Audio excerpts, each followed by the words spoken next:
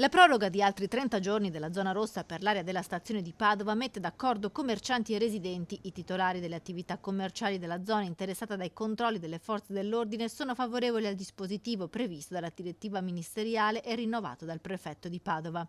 Sappiamo benissimo che una città sicura rende anche più vivibile e quindi anche la qualità della vita è migliore.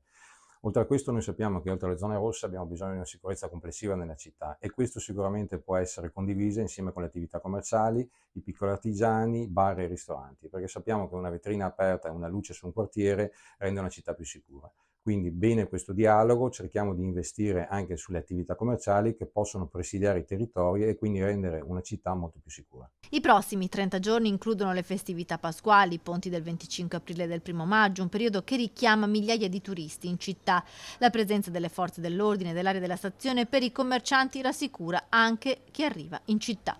Più sicurezza vuol dire più anche affluenza di persone in città. Io ho riscontrato da parte dei nostri associati una cosa positiva, quindi non posso dire che questa zona rossa dà più tranquillità. Ecco, e quindi quando la gente si sente protetta, si sente tranquilla, si muove su un determinato modo. Dopodiché io non vado sull'ideologia, ognuno la vede a proprio modo. Io ascolto la gente, ascolto i miei associati, ascolto anche la gente per strada e sento che diciamo questo clima di zone rosse, che forse il nome è sbagliato, di zona rossa, dovrebbe essere chiamata zona tranquilla, fa sentire sicuro, fa sentire che la gente si muove in tranquillità e fa sentire soprattutto noi commercianti, ma soprattutto anche i turisti, tranquilli e sicuri.